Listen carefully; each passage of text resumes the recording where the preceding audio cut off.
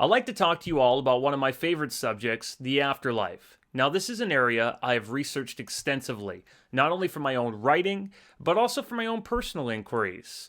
Now, not only have I read and collected countless books on this subject, I've interviewed people that have had near-death experiences, I've looked at the science behind consciousness in the brain, but most importantly, I've researched extensively what the ancient philosophers and religions have said about this age-old question that has plagued humanity since the beginning of time. What happens after we die? Perhaps you already know the answer to this. Maybe you've had a near-death experience or a supernatural visitation that has answered these questions for you. But chances are, if you're asking this question and looking at this information, you're asking these exact same questions that our ancestors have asked themselves. Now, when we look over to Victor Hugo, he once said, "The thirst for the infinite proves infinity. Therefore, we are the infinite experiencing the finite." So what I would like to do is I'd like to show you guys some general information. I'd like to present to you some resources you can look at, some of the research materials that I have found useful, as well as the philosophy behind these theories. I'd also like to take an examination of the science that we have to go by and look at some of the anecdotal evidence of near-death experience stories. Now, as we explore these concepts, there are going to be those of you out there who are skeptical. And I want to say that it's healthy to have a little bit of skepticism once in a while. Traditionally, there are two types of thinkers. There is the idealist, and on one hand, those are the people who can explore concepts such as near-death experiences and the afterlife, even if they may not have had that experience themselves. Then there is the materialist. The materialist is the what you see is what you get. You know, if our science currently cannot prove it, well then let's abandon it. But as we go into these topics, we will most certainly see that there is a balance between both worlds. There's a gentle dichotomy there, a mind-body dichotomy where both roads meet. Now, if we look traditionally what we have learned from the ancients about these ideas of where we get the concepts of reincarnation or transmigration and the idea of heaven and hell, we learn a lot. We can go back into the ancient peoples, going into the Egyptians. In the Egyptians, we most certainly seen the Anubis, who was the guardian of the afterlife, who was the god of mummification that would see people through this safe passageway when they would be traveling down the Nile in the death boat. And of course, later on, Anubis's duties were passed on to Osiris. And we know about Osiris's fate that he met in Egyptian mythology. But something very interesting happened with these ideas, as we know when we look at the Egyptian Book of the Dead, is that we learn about the goddess Mat, who was, basically being symbolized for the balance of our soul, of when we were passing through this afterlife judgment, that you would have this sort of scale that was being weighed against you for all of your transgressions, or to see the things that you had done during life, to see if they balanced out, if you're a good person. Things might be weighed against you, but at the end, if Matt took this feather, this sacred feather that she held, and put it on your scale, it would be light enough to change the balance of the scale, to redeem you or redeem the soul. Then we can go into other cultures where we look at the idea of even Socrates. When Socrates was being persecuted by the Archon judges for corrupting the Athenian youth, and a tax was levied against him, and everybody was, giving him advice whether he should flee or where he should go, because the other penalty for him was to drink a deadly hemlock brew. Socrates had chosen to drink the hemlock brew and drank it just like wine because, he was giving this message forward that, he was getting the greatest reward of all, to experience what was beyond all of this. And when we look at the ancient Buddhist teachings with the Dharmapada, or the last great discourse, there is this transition from the inferior to the superior, when Buddha's body became too sick to support him.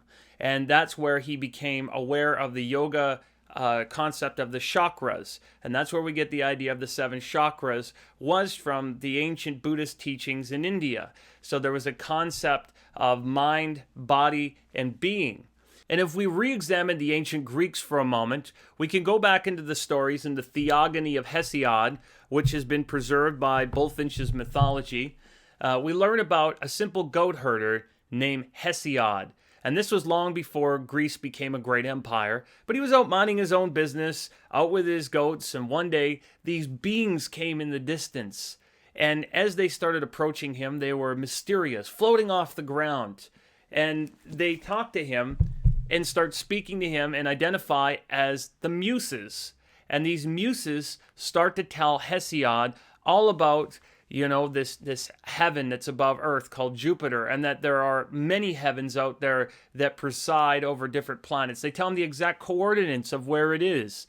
They also speak to him and say that the god of Earth is Zeus, which is very interesting, actually, that they tell him that, because Zeus is actually the real statue of St. Peter at the Vatican that they admit in their own literature.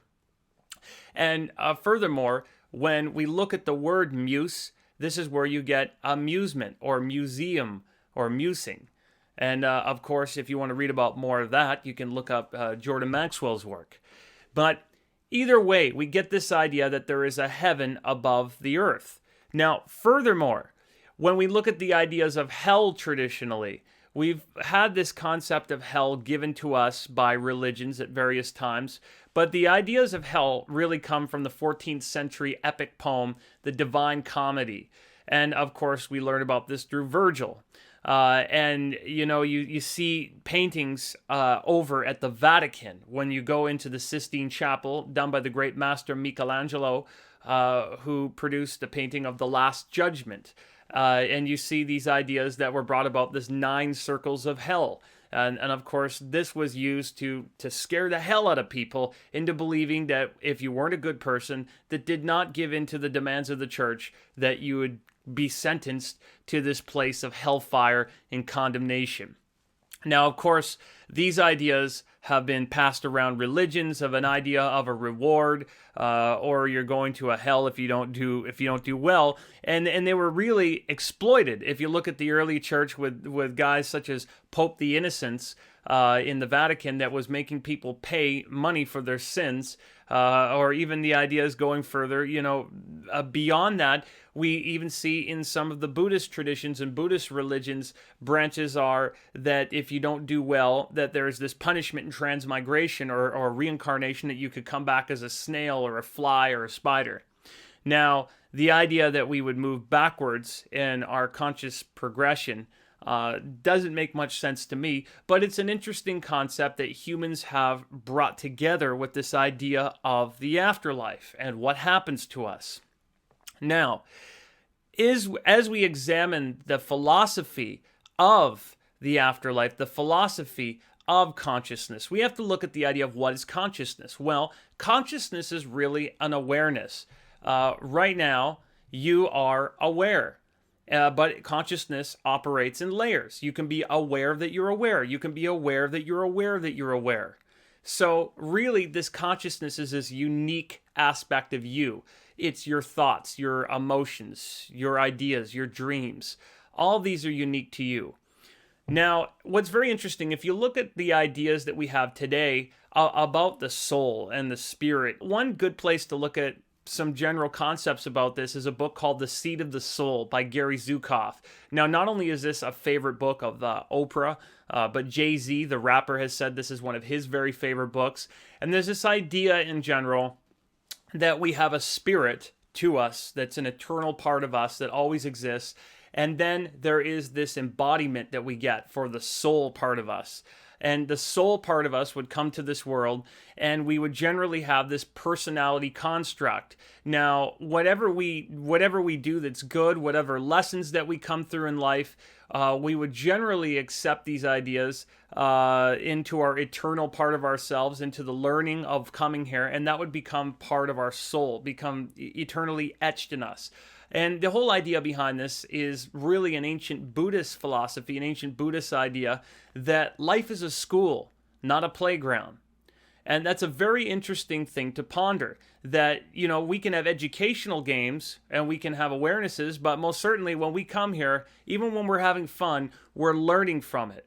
And life has its ups and downs, and there's always change. But, if you are grounded in good philosophy, and philosophy, again, coming from philo, Sophie, the love of wisdom, when you look at the Greek words, its origin, when you have a good philosophy in life, or if you have a good religion, that these ideas can help you go through life and take emotions and dissect them, even if they're negative emotions, and transmute them into, a good understanding, especially if you have the insight to come at them with. But again, this is something that we learn when we examine near-death experiences and what they mean. Now, an interesting way of looking at this is that I have a friend of mine, a professor friend named Corey Anton, and I love all his work. He's absolutely brilliant, and I highly recommend you check out his books and his materials, his videos that he has on exploring the phenomenological dimensions of self, and it's an existential philosophy. Now, traditionally, a lot of people out there would take a concept that they'd either say, well, you're a theist, or someone that believes all creation emanates from God, or they would be an atheist. And the A, whenever you see A in front of something, it means without. So if you have Gnostic or Gnosis, that means knowledge, that you believe in the knowledge or wisdom of things. And then agnostic with the A in front of it, means it's neither here or there. You sort of have this skeptical position. Well, it could happen, but maybe not, because the A means, without knowledge of it. So again, a lot of people have questioned the idea whether existential philosophy is for the atheist or the materialist. I tend to think that the exploration of the individual or the personality construct can be explored by who we are, because traditionally, many people out there would say we have sort of a spiritual amnesia when we come here. And this spiritual amnesia could be caused by the fact that perhaps we haven't evolved far enough with our codons. Perhaps our DNA doesn't have the right structure at it currently at this time, as some in the ufology, ancient aliens community have suggested. When examining our cosmology or our cosmogony, they've said, well, our DNA has been tampered with. They have looked at the idea that perhaps we have this natural spiritual amnesia, that we can't remember where we come from. And I tend to think that hypothesis is very good. But what Corey Anton has said that I think is very interesting, since we spend most of our time when we get much older and when we're very young, sleeping and dreaming, is this state of dreamless, sleepless wakefulness that we're in right now, this hyper beta mode of our brain cells oscillating, that we're constantly talking. Is this any more important than that state of dreaming and sleeping that we spend half of our lives in? It's very interesting that when we go and look at the Aboriginal cultures in Australia, that these cultures, they spend an entire time in this dream time worshiping the symbols in their dreams. They examine, what their dreams mean, and draw and do make art and worship the figures that come from their dreams. So, I would look at the idea of, is perhaps this state that we're in right now a sort of a dream where our reality is being created? Is this state that we're in right now the actual dream world, and the other side of our consciousness, is that actually the state that we're really in? So when we're dreaming, are we actually becoming more aware of that other state? Are we tapping in more into that awareness, where we're able to see symbols of our regular life and kind of decode, our life's going ons? Corey starts to look at the idea of, is the awareness that we have of our own finitude or our own death, is that awareness what gives us our individualism? Does that make you unique? And surely the existentialist philosophy is, in our awareness of existence, that you are a unique constellation of language and environmental factors. Now, I wouldn't disagree with that, because as part of the idea that this school that we're in, the school of life, is not a playground, that the you that is here now, the soul embodiment of you, has a personality construct, and it's very particular to you, and it is made of many different things. But most certainly, the circumstances that you come into this world start to make you who you are. And we know child developmental psychologists, such as Piaget, have looked at these ideas of what makes you you for the rest of your life, and it's very particular. Now, one doctor that has taken a look at the connection between who we are, why we come into this life, and the connection or the nexus point between past lives or reincarnation, transmigration, is Dr. Michael Newton. Now, this is a PhD behavioral psychologist that was totally skeptical of all spiritual concepts, any of these ideas. He takes in this patient and one day starts working with them using Ericksonian clinical hypnotherapy. And as he's doing a hypnotic regression, this person has this connection to a psychosomatic pain and that they're experiencing in the leg. And as they start to go through their experience, he starts to find that this connection to a pain in their leg is actually a memory from a different period in history. Now, again, we're talking about a PhD behavioral psychologist, skeptical atheist, doesn't believe in any of this stuff, thinks it's all, nonsense to talk about past lives. He's also an amateur historian, though. And as he starts to recount this case, it slowly leads him on the journey to doing dozens and dozens and hundreds of cases that turn into thousands of cases of looking at people's past lives. And what he discovers is that everybody has a memory of not only what it's like to pick their bodies before they come here, but they go through something known as a council of elders and they review their life. And much like the experiences we hear from near-death survivors, we all have these memories of having a holographic life review that we go through, which we're going to discuss in the next little bit here in the video. But most certainly, he starts to explore the connections we have to our phobias and unconscious actions which produce, unavoidable consequences in our life. That there is a subconscious connection and that we have this sort of empirical data to work with that shows that there is not only an afterlife, but we also have the option of coming here. It's very interesting that people could pick their bodies that they wanted on basically screens before they get here, that we go through training classes, and that we have soul groups and subcategories and soul names and options of going to other universes and other planets. This is really incredible stuff. If you guys get a chance to read this, this is Journey of Souls, and of course he wrote a follow-up, Destiny of Souls.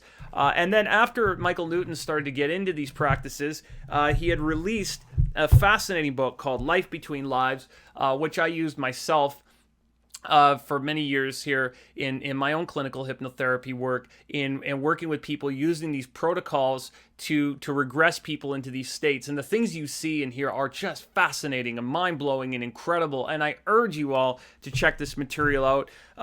He was so successful in getting this to take off is that many other practitioners in these fields of psychology and clinical hypnotherapy started to do these studies for themselves, and then they wrote this book, which was compiled with the various case studies of people that were practitioners looking at this material, Memories of an Afterlife. In Memories of the Afterlife, when you read that, there's some really incredible stuff that came from the Newton Institute. So as we look into these subjects, though, most certainly we look at there being a connection to a esoteric side of things. There's a lot of theories about how the near-death experience works. And as I mentioned, that Buddha gave us this idea of there being chakras on the body. Well, we know that there was this idea from the ancients that we had these 7 chakras, or greater electromagnetic energy points of the body. And these greater electromagnetic energy points were said to be connected to auras, or bodies of energy, or bodies of light, and halos. And in Eastern Theosophy, most certainly we learned about there being 7 realms or 7 dimensions and that connect up, and these subtle bounds of energy would bind to the body when we're born. It's also very interesting that if we read the book The Intercession of Spirits by Ted Andrews. He starts to explore the idea that a lot of our funeral customs come from the ancient Egyptians, and that the ancient Egyptian concepts that we have of when we're dying, of people having the colors, the black colors or the white colors when they're dying, or how we all get together, come from these ancient practices, or even leaving out fresh flowers to sort of subdue the stronger points of energy that come around. There's many concepts we learn about when we look at various traditions of how people view the afterlife. In the Jewish traditions, it's quite common in the Jewish traditions to cover up the mirrors in our house. And by covering up the mirrors in our house, it's believed that there's this period of about 2 weeks when the spirit is disconnecting from the body, that, we don't want the spirit to see itself, its reflection, because there's sort of this world of anomalies that the spirit can get lost in if it were to come around and to see itself in the mirror. And what's very interesting about this tradition is that this is substantiated by people that have had astral projection experiences or out-of-body experiences. We learn about that from the works of the likes of author Robert Bruce, who talks about this idea of when you're having an out-of-body experience, which is this conscious, focused effort for the etheric body to sort of, project forward and to explore while you're in a meditative state. It's a hyper consciousness state of awareness. But he said that the last thing you want to do is to stare in a mirror, because you get caught in this sort of state of being in this world of anomalies, and you can't get out of it unless you go away from it. But it's very interesting in Robert Bruce's book and the books of astral projectors and their experiences. They have had these mystical spiritual experiences where they've gone to some of the same dimensional type of places that many of the people in the near-death experiences go. Now, many might ask, where are these people going? Where are these spirits going? How are they moving there? And traditionally, we got to look at what the dimensions are. What does it mean to have a dimension or a density or a spiritual realm? Well, again, going back into this concept of Eastern theosophy, there have been this idea that there are 7 realms or 7 dimensions or 7 chakras. And I would look at the idea of the number 7 being very sacred. Most certainly there is the idea that there is the seven parts of the brain, the 7 parts of the eye, the 7 parts of the endocrine system, with the pineal gland being at the top. There are 7 major planets. There's the cycles of 7 in nature, circa septa. And of course, because of the 7 days of the week being connected to the planets, this number 7 is always so significant wherever we go. Now, many have hypothesized where the spiritual doorway to the brain actually sits. The Greek father of modern medicine, Hippocrates, theorized that it was most likely in the cerebral cortex of the brain, or the walnut-shaped portion of the brain. René Descartes had said that it was in the pineal gland. And of course, we know that if we look over to the Vatican, we see this structure of the pine cone, which I've actually been there and seen it. And there's an entire Egyptian wing that we start to see similar sorts of structures and sculptures. The actual Pope, the Pontiff, actually has a pine cone at the top of his staff. And all through the ancient world, we see this pine cone being shown. And the pineal gland is in the shape of a pine cone. What's very interesting about this idea that the pine cone in our brain, the pineal gland, being shown as a spiritual doorway to the brain, this starts to lead us into some of the science of where near-death experiences, where the consciousness sitting in the brain could actually make sense. And in order to figure that out, we actually have to go look at the work of Dr. Rick Strassman.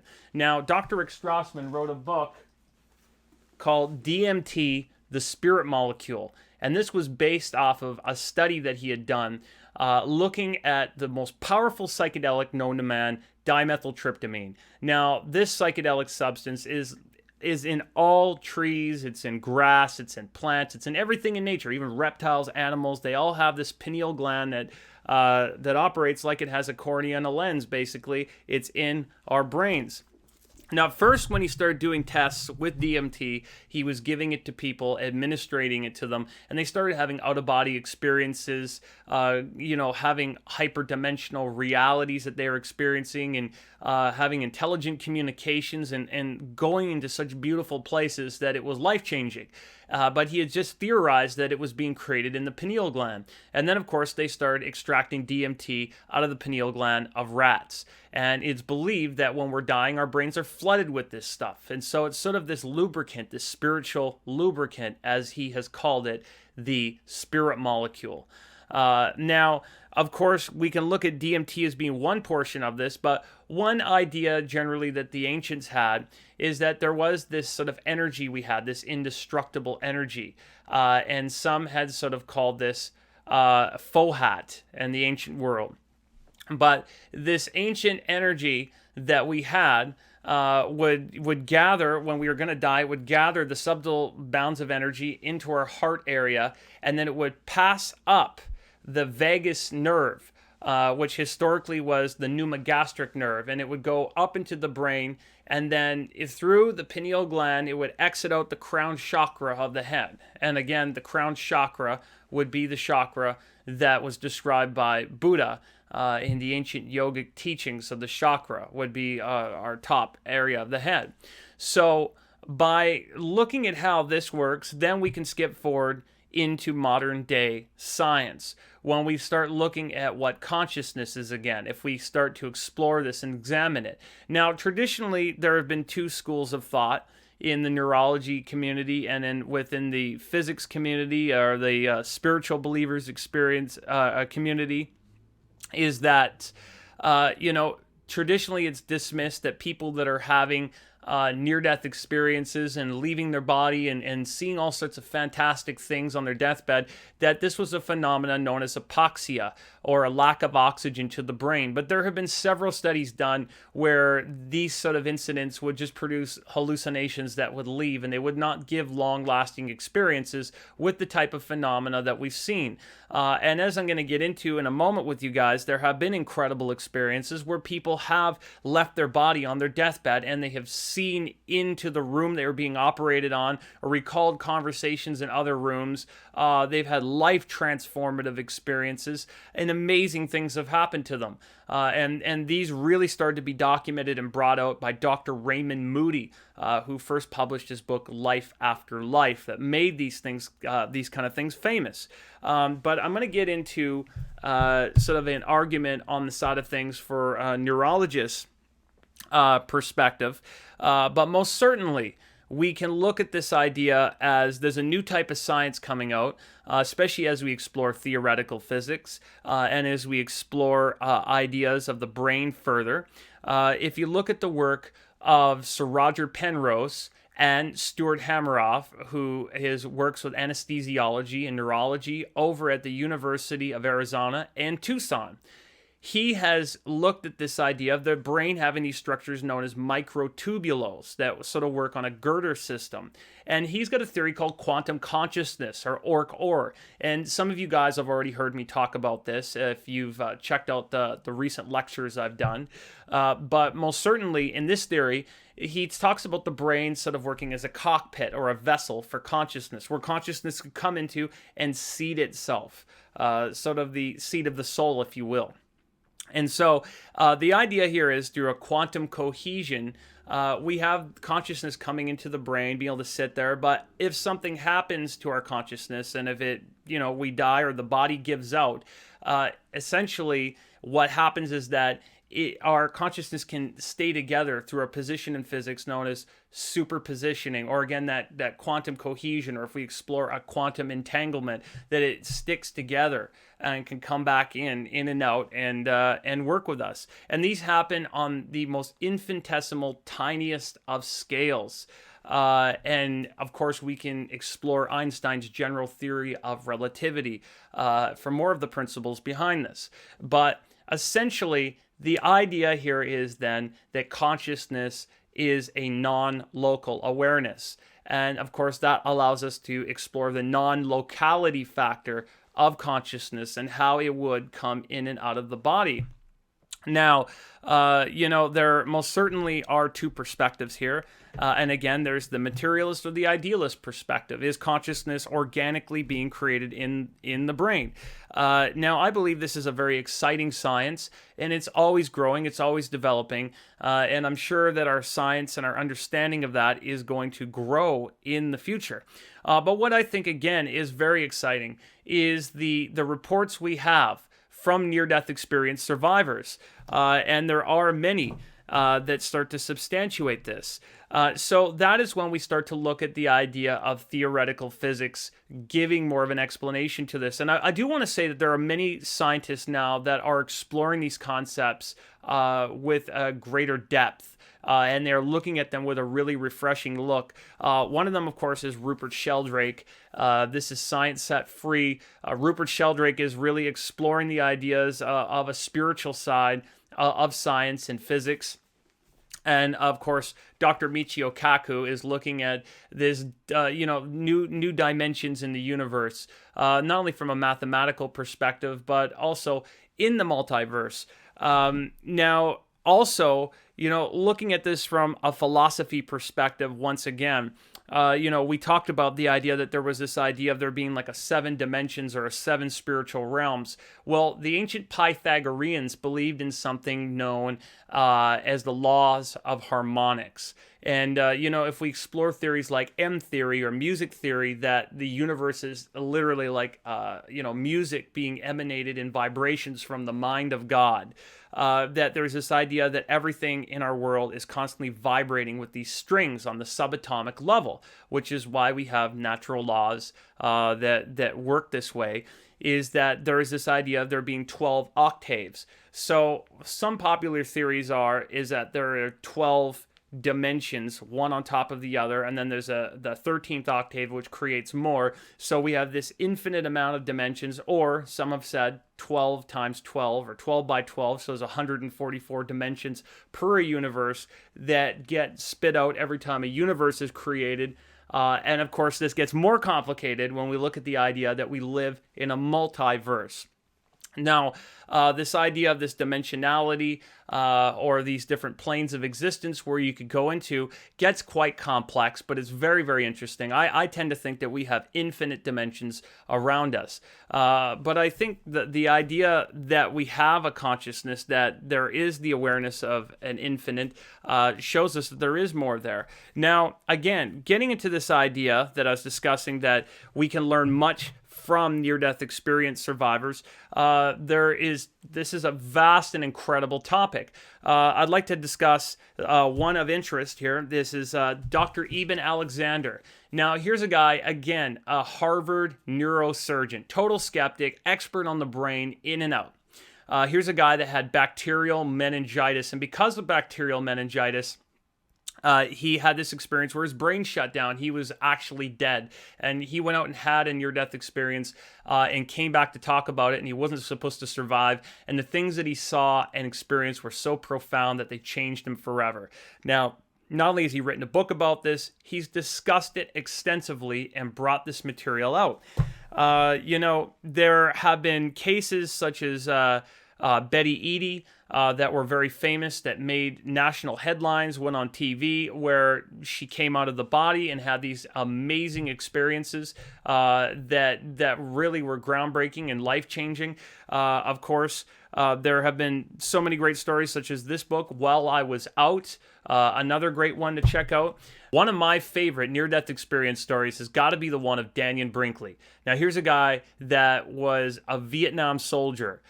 He was very angry. He went through life turning out to be somewhat of a bully, and he had this experience one day where he comes home and there was lightning outside, and he goes upstairs and he's struck by lightning. It lifts him off the ground. He's burnt to a crisp, lying on the ground, pops out of his body, looking down at himself, and all of a sudden starts to transition above the ER teams and everyone that was there, and goes to this very shiny place.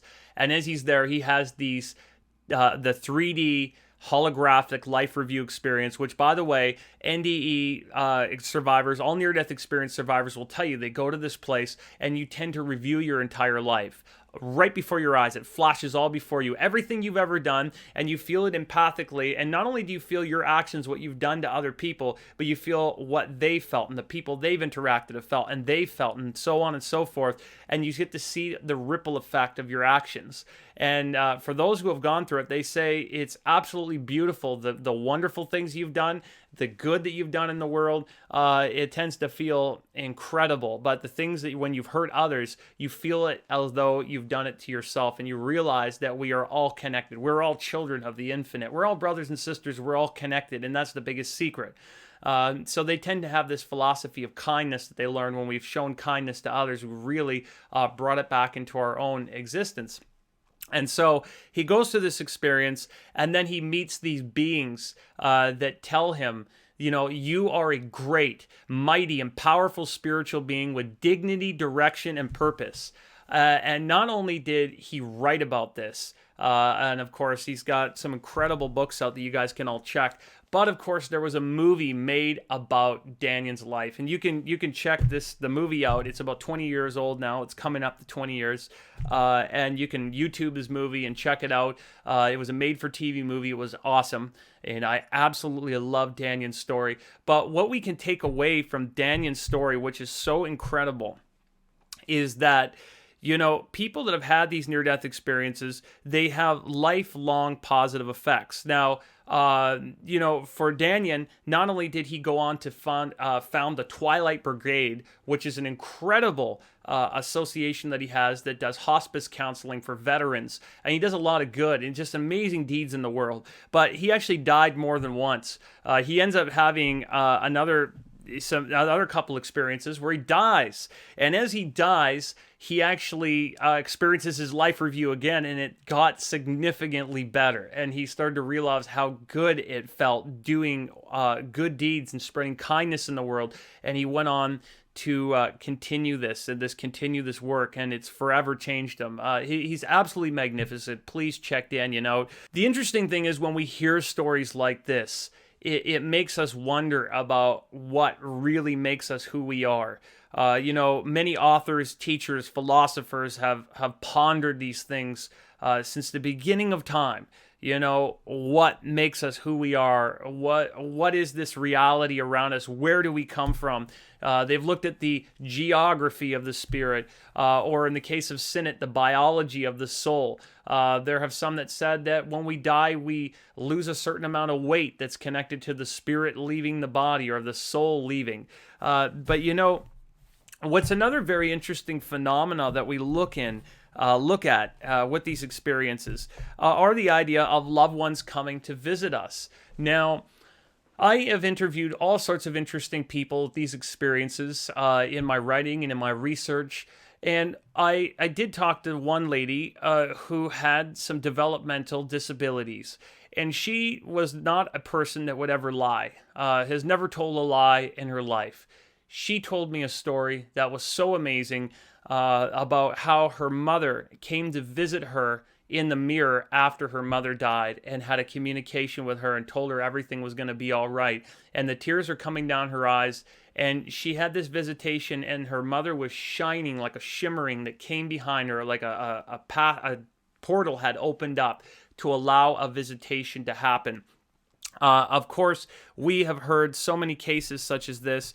There's books like Parting Visions, but one book that comes to mind that's absolutely amazing, that has really changed my perspective on these things, and I would say it's an advanced book for an advanced understanding of the afterlife, is The Afterlife of Billy Fingers by Dr. Annie Kagan. This book is absolutely amazing. I want to urge you all to go pick up this book and read it. It will blow your mind. This is an incredible book.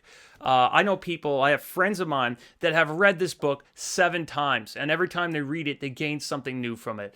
Now, with this book, which I think is so amazing, Annie Kagan gives hope to a lot of people, because her brother Billy, he lived like a fantastic or fun life. He was a bit of a party animal, as she described him. He lived the bad boy lifestyle. Now, with him, what was very interesting is that, he enjoyed, drugs, enjoyed drinking, and, not always be in touch with everybody. And Annie had obviously worried about him. It was her brother. And after he dies, he starts to come visit her. And what's very interesting is that this book gives us a perspective of the afterlife that we've never had before. When you look at Dr. Michael Newton's work, Journey of Souls, you get this other afterlife experience, or, even Sylvia Brown, the psychic, tried to give us a view of the afterlife where people are making music and going to schools and appreciating gardens. And Michael Newton sort of gives us this ontological perspective of another place. But what's very interesting about Billy Fingers is that Billy's on the other side communicating as a reporter and telling her, yeah, I'm going through a life review. I'm becoming the universe for a while. I'm, becoming one with other beings and on other situations, and I'm meeting my soul group. I'm going through these transitions. But Billy gets this opportunity to see that he came here to experience these things, and that, even if we do wrong, as Dr. Michael Newton's work shows us, even if we have, not lived the greatest life, there's this point that we can heal, that there is a purpose to it all. There's a purpose to living the experience of the drug addict or the alcoholic, or to go through these things, that it's all an experience. There is a connection to it all. And again, I'm reminded of Betty Eadie's story, which again, there's a movie there as well with Embraced by the Light. But in Betty Eadie's story, we learn about the idea that there is this alcoholic, that fellow who's a homeless person that sits on a bench every day, and his agreement, as a soul agreement that he had before coming here with a particular lawyer that would come to his office every day, was that so this fellow could have the agreement to influence the lawyer as he was walking by, to change his life work, to give him a reminder of what he's supposed to do, which shows us that we all have this purpose of what we're supposed to do when we come here. It's very interesting when we look at the philosophy of the Renaissance toxicologist, astrologer, occultist, Paracelsus. Paracelsus once told us that we all have this little magnet in us that attracts fate to us, and it's all of our magnets together that decide our collective destiny. Well, it's very interesting that Billy also explains this sort of collective path that we're all on, while also giving a spiritual, mystical side of things. He also gives signs to Annie along the way of what she's going through in her journey, and that they're supposed to write a book together. Now, why I find Dr. Annie Kagan's book to be so important and so special is that she also explored questions through Billy that we've never had the answer before, because the near-death experience only goes so far. Most certainly, we've seen some incredible evidence come back from Anita Morjani's amazing afterlife story, or Danion's amazing afterlife story. But most certainly in this book, we go beyond the regular limitations of the experience that people can recall, and we get a direct line to Billy where this incredible experience was allowed to be relayed. And the only thing that comes close is Journey of Souls. But again, in this area, she starts to address through Billy the idea that we can go beyond the dimensional maps of our universe, and that other universes would have other dimensions that you could transition to with a new soul embodiment, with new rules that would be entirely different. It also seems that through Billy's experience that we have the opportunity, when getting together with our soul group, to shed sort of negative memories we've had, to shed memories of the personality while still staying intact as the spirit. Furthermore, for those of you that have looked at the theories that we've seen before, that in the traditional near-death experience, obviously there are the vivid colors that we all experience. That, we are usually united right away when we start to pass with our loved ones. We see loved ones that start to identify us, brothers and sisters and mothers that we haven't seen for a long time.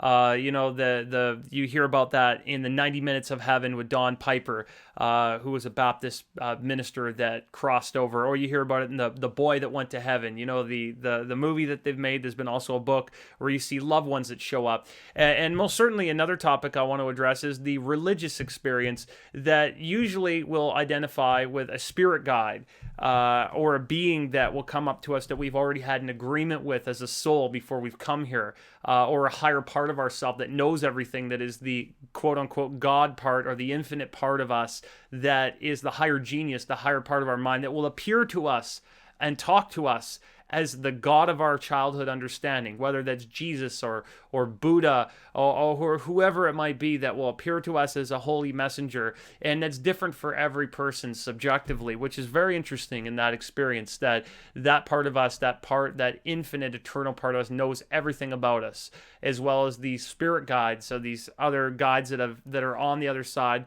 that they've decided to be with us during this journey to make sure that we hit our marks, that we learn our lessons. And of course, we learn about that in works such as Ted Andrews talks about in the book, How to Meet and Work with Spirit Guides. But what's very interesting, again, that there's an area that people talk about that they go to after they have the typical looking at the light and going towards the light and moving up towards a tunnel. And then they are in a place that usually has a golden amphitheater, and it's very cloudy like, and there are beings that greet us, loved ones, that have this sort of this artificial construct, this place that's traditionally been thought of as the atmic realm. Robert Bruce talks about this journeying to this place, and he's being reunited with a son that he had lost, and he said it was so beautiful in his astral projection experience that he had gone to, which I think is amazing. That in Annie Kagan's book, Billy Fingers addresses this and talks about that place and what it actually is and what it means to go beyond that. And a lot of people that have the near-death experience, they touch down into that area for a little bit, and they're told they need to go back. They need to learn more. And people never want to leave this place because it's so beautiful. The colors are vibrant. There's this beautiful awareness there, and it's really quite incredible. It's really amazing. If you guys want to see a very refreshing reenactment of all this and see how it looks, Daryl Anka, the guy who does Bashar, that does the channelings of Bashar, made a movie called Dearly Departed. And if you guys check this movie out, he did a brilliant job of reenacting the dying experience, going through these transitions, loved ones being around us, and them trying to communicate lessons to us. He also addresses the issue of what we know as hauntings, or, most certainly we've talked about poltergeists and beings on the other side. Most certainly there's this idea that if a being is still stuck in this feeling of blame or sadness, or if there's been a sudden death, or an area where they've really been trapped into these ideas and they don't want to face the consequences of the life review because they know what's coming, that's where we get the idea that they would talk about of these hauntings, where the being would sit around a place still and attach themselves, not wanting to go towards this light, not wanting to leave that situation. And the idea there is that most certainly that a psychic or a medium like James Van Praagh talks about in his work would come through and talk to them and guide them towards the light and remind them of this transition point where they could go. And that leads us to the other idea of there being a sympathetic relationship of energy, and the body for a short period after a person dies. There's this idea of, traditionally between burial and cremation. Well, going back into the funeral customs that we talked about, this period that the Jewish mystical traditions teach of 2 weeks when you cover up the mirrors in your house, this sort of coincides with the idea that the subtle bounds of energy that are wrapping around our body when we're being born, that are said to, establish our aura. This tends to happen for the 9 months of when we're being born and how we're coming together. But again, when we're dying, or the last little period when we're leaving this world, that we need to give time for that to separate from the body. And this is addressed in much of the New Age literature. This is out of Ted Andrews' book, where he talks about these various realms being attached to us, these subtle bounds of energy. But the idea is with cremation is that cremation would speed up that process by releasing the spirit faster, and just allowing the energy of the soul or the spirit body to leave and up and go out of the body. Now, this idea of us having energy in the body and around us, it's been portrayed, as I said, in ancient times, in even paintings, as we see with holy people, holy persons. We saw the halo or bodies, light bodies of energy around us. And in the past, of course, we've seen Kirlian photography using electromagnetic energy to capture electromagnetic energy with photography. And Kodak has even had a camera for this. Now, we've looked at what the ancient peoples believed of the afterlife. We've examined the philosophy of near-death experiences and what these incredible experiences teach us. In fact, there is even a science there to show what happens with consciousness and the brain. And we're beginning to understand this more and more as we dig into theoretical physics, as we dig into neurology. And I really believe as we examine these powerful near-death experiences, there are some amazing lessons that we can't overlook. And if you want to learn more about them, I would really recommend you guys check out the Near-Death Experiences Facebook group. That is a wonderful community on Facebook that's run by my friend Ned, as well as check out IANDS, the International Association of Near-Death Experiences, and you guys will learn more about all these fascinating stories that people have had that are really incredible. In fact, there are countless numbers of them on YouTube. And there's some very amazing books out. We've only named a handful of them today. But most certainly what these experiences have shown me is that we're all connected. We're all reflections of one another. And that the greatest virtue that you have is kindness. And when you show kindness for one another, when you show love, something really incredible happens to you, that your mind is a garden and it's as if you're planting seeds of happiness. In the ancient Buddhist philosophies, we see this jeweled tree that represents the garden of your mind, this tree of your mind of all the good deeds and the thoughts and the love and the energy that you share in this world. And when we have hate, when we have anger, when we have negativity, we are experiencing that. Our words and thoughts are becoming immortalized and crystallized, and you will go through a holographic life review. There is an embodiment of who we are. But I believe, well, there are hints in the ancient traditions and religions and philosophies of these spiritual truths. Ultimately, we are learning of them all the time, that we are an infinite consciousness, and that there is more to all of this, and we don't have to fear death. Death is a transition point. It's a graduation. There's an old saying that when babies are born in our world, they are crying on the other side because they're missing someone who is left. And when we are having a funeral on our side of things, when someone dies in our world, that they're celebrating on the other side. It's a homecoming. So I hope this has helped you all to think differently about death, about the afterlife, and it opens up some positive discussions on near-death experiences and the afterlife. Thank you.